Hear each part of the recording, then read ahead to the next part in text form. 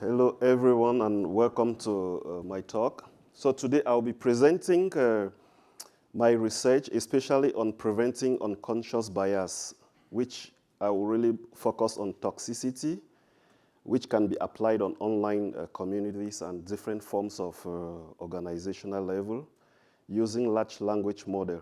So my name is Armstrong Founjem. I'm a research fellow at the DEAL project. The DEAL is a dependable and explainable learning project. We are affiliated with the University of Montreal at Polytechnic. And I would like to just give a brief introduction for the kind of work we do.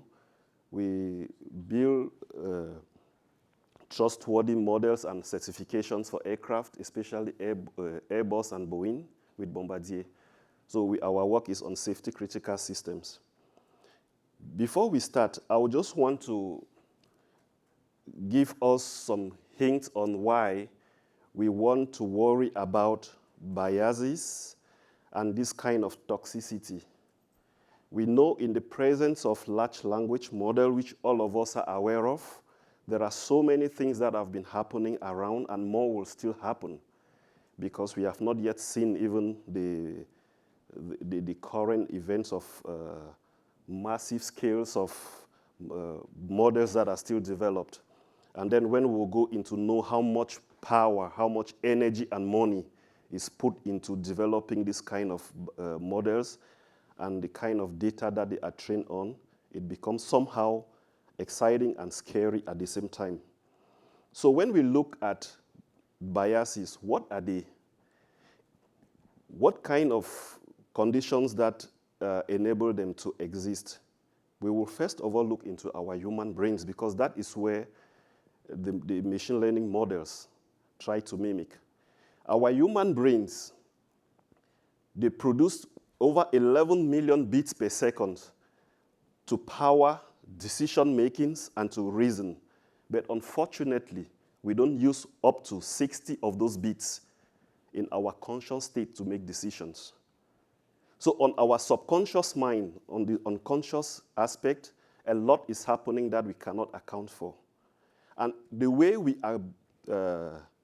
developed is not only about the physical aspect. We have the nature and nurture. Your environment fits in information into your brain, consciously or unconsciously. Where you were born, raised, the people you interact with, all those things forms a wall of bias around you. And each and every one of us have a degree of bias. And the kind of bias I really want to talk today is unconscious and how those are crippled into the data that we generate. And those are the data that this large language model collects to train on. So when we go and to understand the importance of mastering unconscious biases, then we see how it cripples into most of the machine learning models. Now, when we look about toxicity, we don't want to live in a toxic relationship, in a toxic community. We don't just want, nobody wants that. It is not healthy. When people are stressed, it shuts down their neurocognitive power. You don't react with the full potential of your brain. There are environmental conditions that can shut somebody from achieving and attaining the full power of their reasoning capacity. And once we are in that kind of condition, nobody is healthy to do good work. So we really want to understand this kind of unconscious bias so that we could look for more measures to fight them.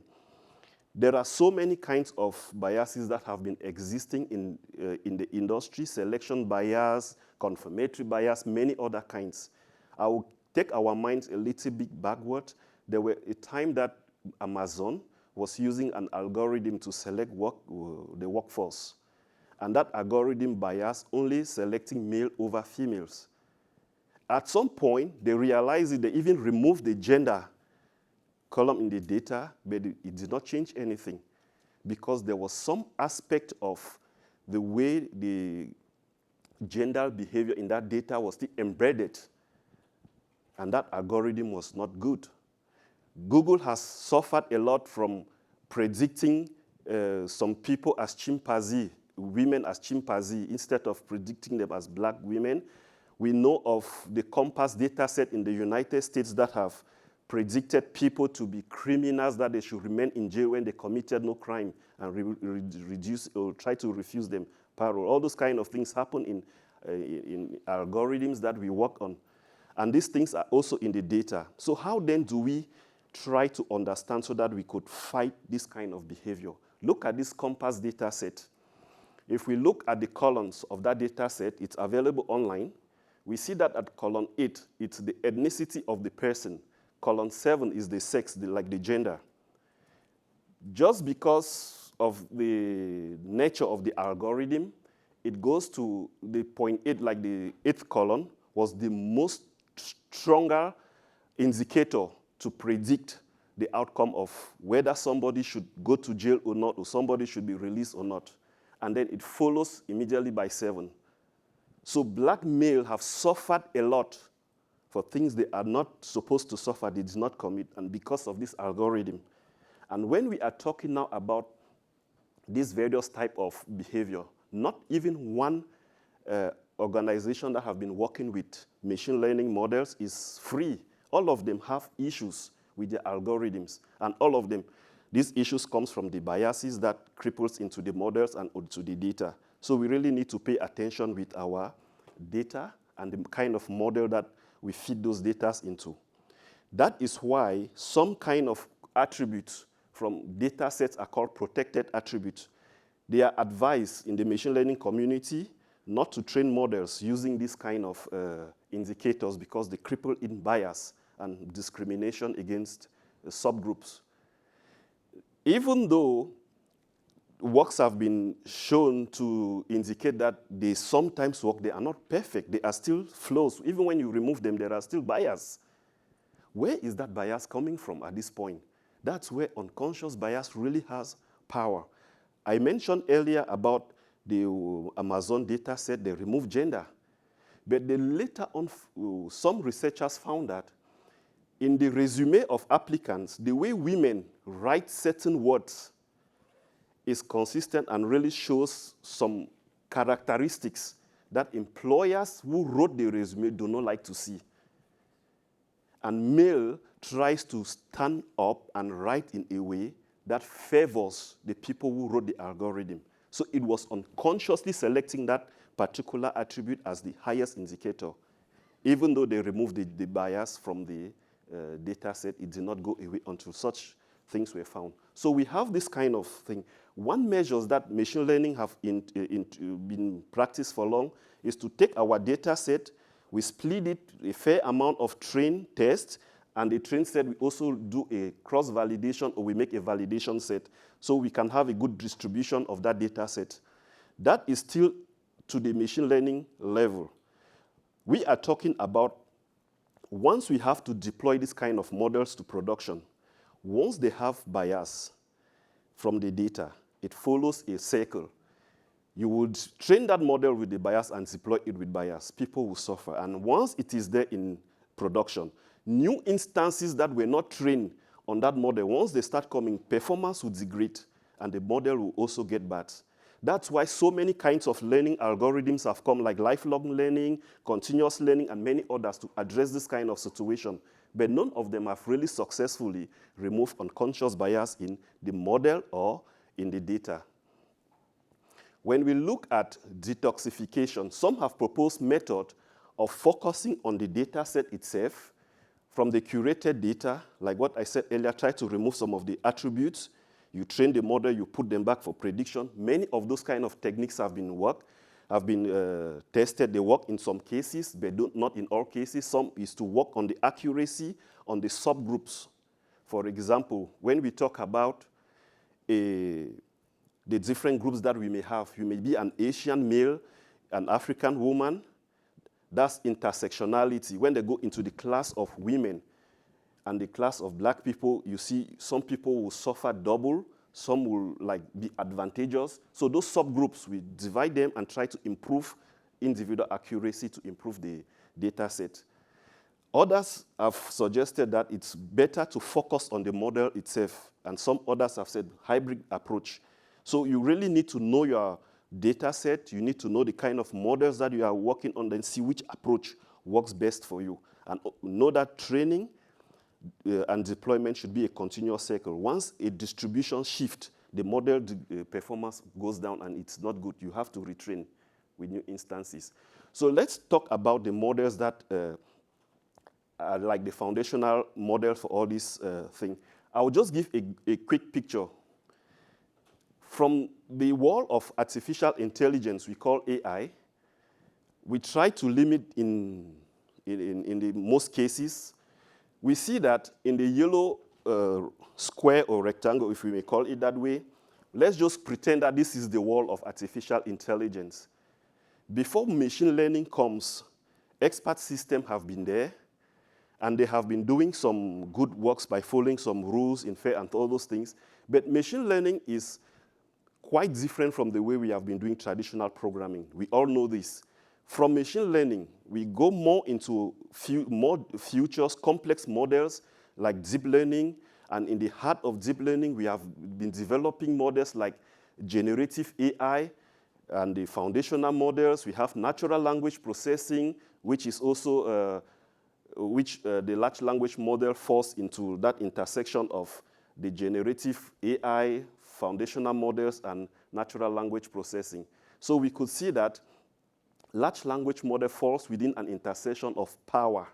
They have strength because of the benefits they gain from being in the subclass of machine learning, of deep learning, of generative AI, of foundational models, and of natural language processing. So they could have tremendous powers by virtue of gaining all sorts of benefit from those subclasses. This does not just come without challenges. It comes with a lot of tasking. And I would like to focus on two kinds of models, discriminative and generative. Just think about the traditional machine learning model. How do we know if we want to predict? Let's say we put a class of people or some pets, and we want to predict if this is a cat, this is a dog, or some other bird. In that place of prediction, we know we have different classes. So the model will come and pick one and say, oh, this image looks like the image of a dog. That's a classification, and that's actually what the discriminative model does. So this basic thing you see, y equals to f of x, just say that the output that we want to predict, the target is the y. And the input data that we give is the x. But there is a function, a model, that takes in that x and try now to look the class that best match that input instance and say this is the model. This is not the case of generative models. Generative models, you have to give in the both conditions. They look at the input vector or the class of input, and they try to generate the same distribution that looks like the input that you've given them. In that context, they are trying to maintain the distribution, and it has power of doing so. So if you see a simple example between a cat and a dog, why in the classification model, which is discriminative, we have instances like cat, dog, we can add more other things that we want to predict. At the end of the day, it will predict just one of them. But generative model, you give an input data set with a distribution. It looks at that distribution and generates equal kind of generation that resembles that original distribution. And if there is a generational shift, it does a bad prediction as well. So based on this generative power that language models have, now the hardcore of the image I showed earlier was foundational model. This is a kind of general purpose generative model. Because it is general purpose, it can perform so many kind of tasks, but not at efficient level. So it gives you the power to do so many things. It can generate code, it can generate video, it can generate text, it can write presentation for you, you can do whatever you want to do. But then you will need to do one more thing that we will see later. And this is the power that things like large language models are also benefiting right now from.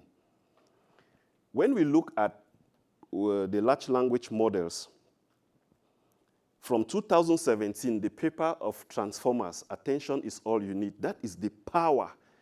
Those of us here who are familiar with electronics, when transistors was invented, that was a breakthrough in silicon, like the silicon transistor. That was a breakthrough in electronics, that we have all kinds of devices today. Transformer is that kind of breakthrough that we have for large language model. It only goes better. And the key point of transformer is the attention mechanism. Think about attention mechanism as when you go to Google search. You want to search for something, and you know specifically what you are searching for. You write the search query precisely. It generates tons of pages. But the first ones that comes up are very close to what you want. That is the principle of attention mechanism. It has that key and query. So when you give that key, that query for key and value, it tries to make sure that the words and the phrases that follow are closely related to the word that it's predicting. So you can start by doing language translation. You can write a text in French, it translates it to English. You can write a sentence, it completes it for you because of attention mechanism. It's a powerful tool that we have in language model. As we said, it comes with a price. To train a model, for example, ChatGPT-4, the financial cost is close to $100 and something million. It uses over 100 and close to 200 billion parameters GPU, which means it needs data for close to 1 trillion data points. That means it needs a lot of cooling. The carbon footprints that it exhibits is more than you can ever imagine cars running all over the world. So while we are trying to solve one problem, we are generating another. And it is not even natural to train that model twice. So companies try to do a one-time run cost. If there is an error, they just discard the whole project because it comes with a lot of costs. But that cost is upfront. Once you train it, you can now start using the benefits of it. But the upfront cost is still very expensive for us to think about. Now, when we talk about the beauty that it comes about with all these tasks, we also see that once there is this amount of energy and power and all those resources that it uses to train a model, and at the end of the day, we start seeing some hallucinations, which we will mention later. It is not desirable. No one really likes to see all those things, but it comes with the power that we can harness. Because large language model, I look at it as the Swiss key. It's like a multipurpose tool, and if you know how to use it, you have power in your hands. So we were talking about the different kind of foundational models. Based on that foundational models, we can have large language models with these various kinds of capacity in different industries. We know that people who don't know how to use it, like a lawyer who wrote a case, and ChatGPT hallucinate and give citation of those cases that never exist, and the judge is almost considering to review his license and things like that. I've seen people who asked ChatGPT to write a research paper for them. ChatGPT actually wrote a cite paper that doesn't exist in this planet Earth and give precise citations, and people have submitted it. So those kind of things, how can we overcome or how can we combat this kind of behavior? Because this is the kind of things that once we start promoting, ChatGPT can be a source of propagating false information. But once we use it properly, we can harness that power and transform it for a tremendous good. So let's look, for example, the ChatGPT 3, I think, or even 4 was trained with data between 2001 backward, which means any data that was generated onward, it has never seen it. So the only thing it can predict was trying to learn. But there is something that is happening within these foundational models. They have a power they call like the zero power, which gives the ability for large language model to do tasks that they were never trained to do. They have ability to do things that they were never trained to do.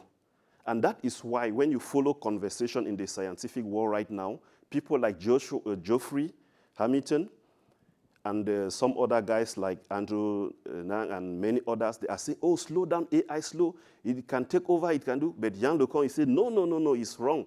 There is a lot of debate because of this power. If something, let's say AI, has the ability to solve a problem effectively that it was never trained to do, does that sing a bell in you? But I'm not saying we should be afraid. That's intelligence. Now, we are talking about artificial intelligence. There is one more level we call artificial general intelligence. We are not yet there, but that's the direction that research is going right now. What does that mean? It means that machine will have the kind of intelligence that humans have. From the picture we seen last, some few slides backward, the wall of AI, we have the machine learning and things like that. But I did not mention more about swarm intelligence. I did not talk so much about other kind of cognitive intelligence. And those are the kind of intelligence that artificial general intelligence is bringing up. And all these things will go down to language models, which means once we get closer to those level of intelligence, you will see things that will blow your mind. And I want to bet you ChatGPT 5 will not be very far from that kind of direction. Research that we are seeing these days, it's awesome. For our level right now and things that people can do at a downstream level, we have the power of prompting. Those models were trained with billions of parameters. No human, not any single person can afford to train any model at that level with that capacity, with that financial demand, and with all the technicalities that are involved. But now they have given it on our hands. We have those prompts. We can do what is called fine-tuning. We can select, we can write prompts. So before we go into the prompts, I just want to clarify the difference between prompt design and prompt engineering. By prompt design, we're talking about someone with no technical background who can recreate their own world in large language model, businesses, in law, and many other domains, and harness the humongous power of large language model and do it for good businesses. But prompt engineering is a little bit technical, but you do it more like once to optimize the lost function, and then you have the powers also with you. There are many other techniques of doing prompt engineering, but this tool is very powerful. And as we said earlier, once we already have a ChatGPT, let's say in the language model here, you go to your domain knowledge. You look for text that you want to train the model to be more specific in that domain, and then you write prompts. You feed that prompt now to your language model. It learns from that particular direction. It becomes highly effective and efficient to give you results. Works at this level have shown more promising. Like what I said earlier, the zero-shot learning is when the model start doing tasks that they were never, the people who even train it cannot even understand why the model are outsmarting humans and other tasks for things that they never trained them to do. It is not surprising. We had a discussion with some top researchers that we were trying to learn from them. What were the problem with explainable AI? The thing is, they use statistics and mathematics to write models. Those statistics and math that are well explained, you can solve them and know the answer, but they solve a model. That model is behaving in a way that that same mathematics cannot explain.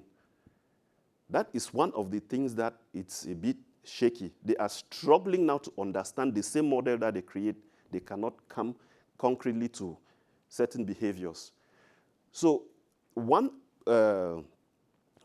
things that we've successfully done in the community was try to write models that can evaluate textual data to predict the amount of toxicity, of harmness in that text.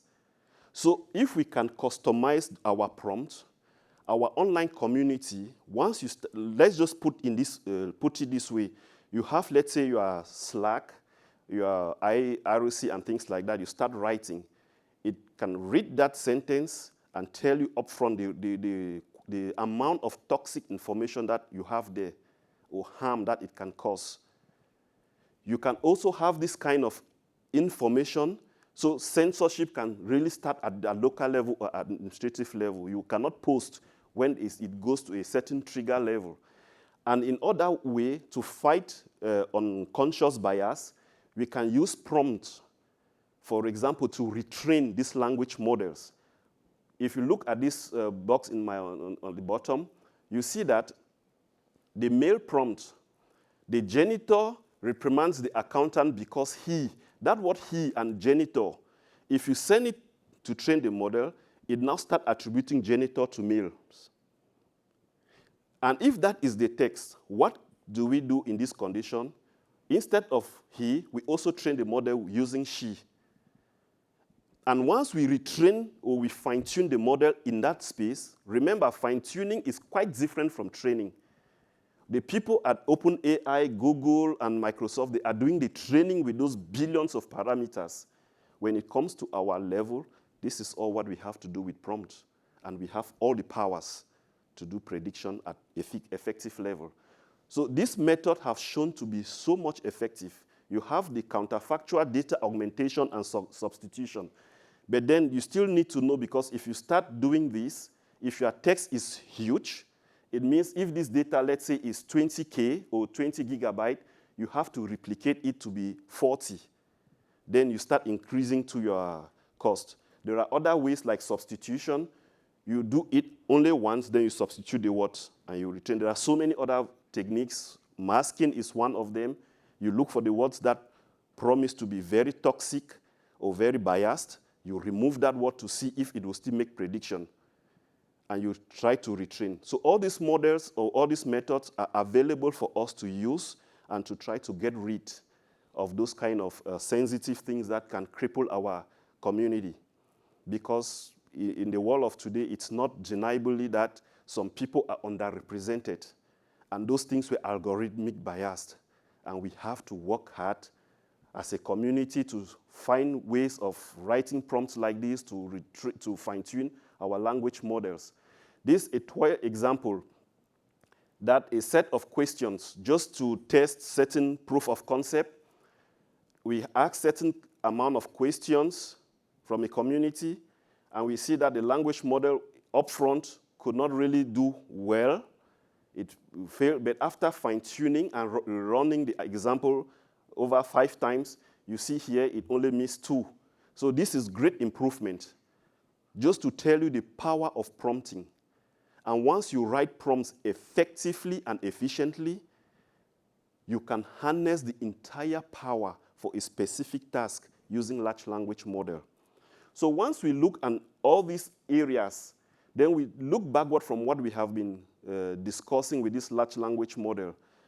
There are open source communities that are coming up so powerfully these days. And we know what Hugging Face is doing. And we know many more when Microsoft also released their model.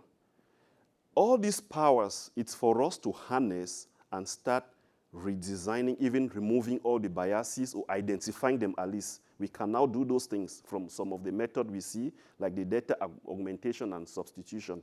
So, but we keep in mind, large language model is only growing big. Growing big means it is hunger. It has hunger for data and for resources. Imagine 1.73 billion parameters that it has to look around to figure out all sorts of optimization and look about 200 billion resources that it could use. All those things comes with cost, but for us, we only worry about writing the right prompts. So once we have the power of writing effective prompts, the large language model is on our palms. So we can now, play with the world around us.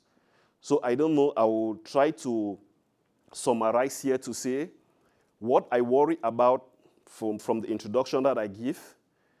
If we try to make fairness and to remove bias in machine learning pipelines, then we can now define trustworthiness by looking at different level of the model development from the time you start thinking about the data that you want to use. Am I following ethical rules to collect those data? Once you collect those data, what kind of model will really be fair to train this model on this data? Because it plays a role. Models have shown, different type of models have shown to have biases on a particular type of data set. And people know this, they use it for wicked or for selfish purposes. So we can now start thinking about the life cycle to make trustworthy. So when we talk about AI, people can trust the decision. So just to end, I will give the motivation why I was interested in this work. I remember some years backward, I went to an office. I had some documentations to sign. So when I went there, the receptionist just told me, this is the system, sir, I cannot help you. I said, but I need to know how you came to this decision. You cannot just tell me this is the system. She could not answer, and that was it. So I felt unjustly treated, but nobody could explain. And then when they started talking about machine learning, that machines will be making decisions, it triggers my mind. Are we going back to this kind of situations where a machine will tell you a prediction and you cannot question it? I said, but no, we need to do something. And we need to make sure that models are transparent, they are explainable. If they tell you that you have been selected or rejected for something, ask what parameters or what were the features that took those decisions. You need to know each level of the training, the testing and validation set, how the data was handled. If they use biased data, you have the right legally and consider to fight back, because each step must be transparent, they must keep your privacy intact, it must be robust. If they run the algorithm 20 times, it should be able to give correct prediction those 20 times. At least 19.99 times, it should give you good results. So this is the area where my talk on fairness and on this unconscious bias really fits into my research. So thank you for listening. If there is questions, I'll take it now.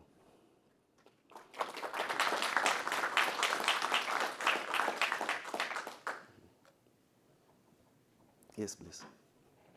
Thank you for your talk. So I wonder if, like obviously the models need to be audited, certainly if they're in the public interest, right? Something that's being applied to somebody as a member of society. Yeah. But then I think of things like GDPR, the right to be forgotten, where people can opt out of. Let's try this. Yeah. I think of things like GDPR and the right to be forgotten, where people can opt out of having their information collected by various services, right?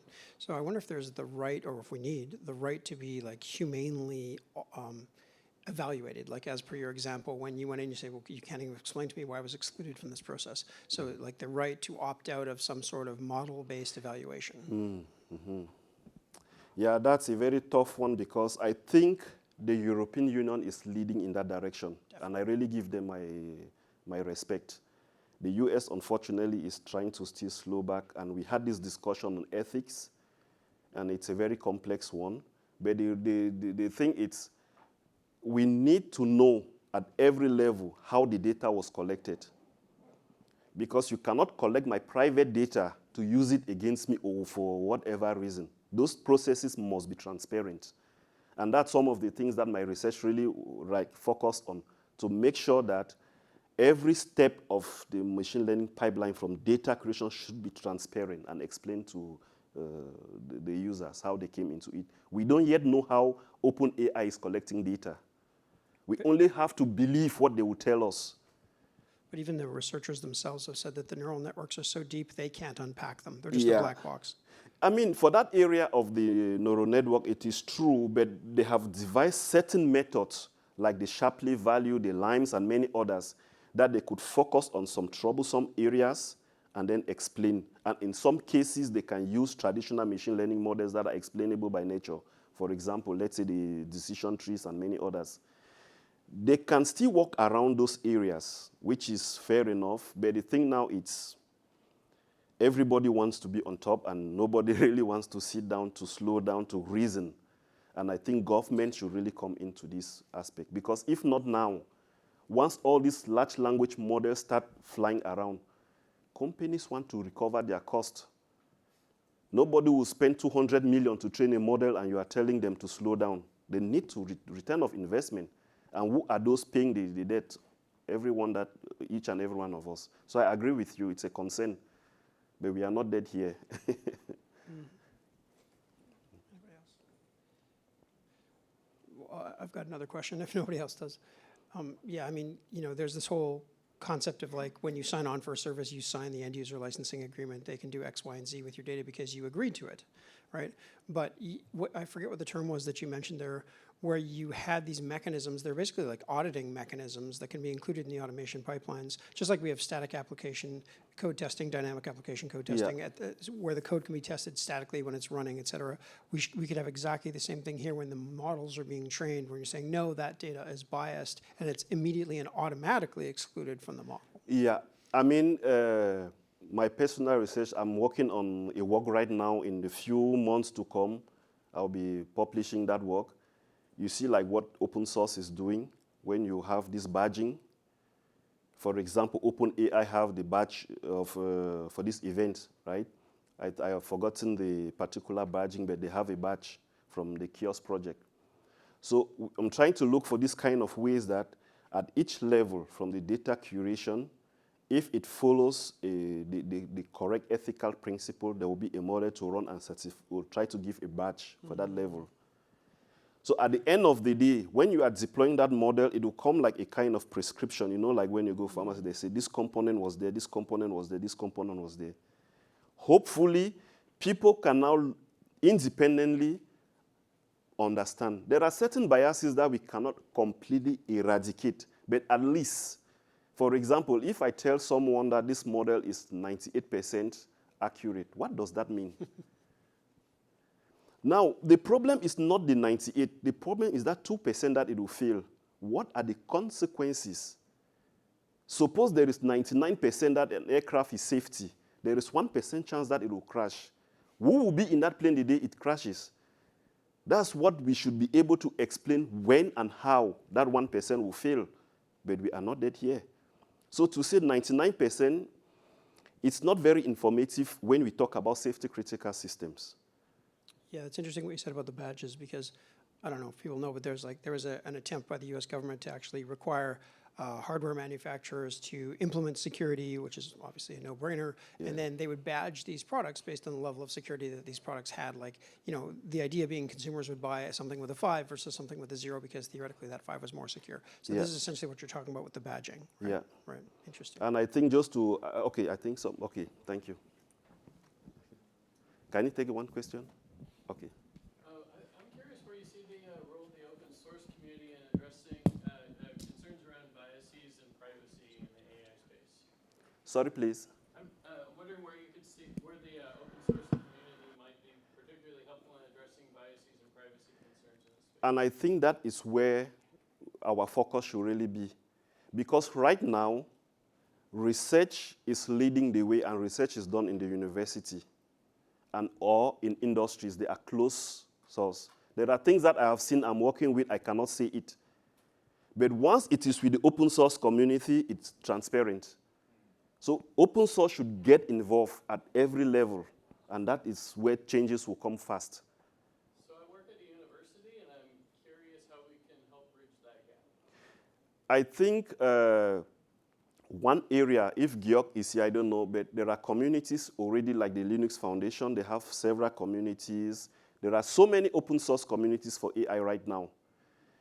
By, contributing to those kind of communities, proposing models, proposing fixes, just your presence there will bring one step forward and people will be getting in. Because when people don't get in, the discussion will not arise.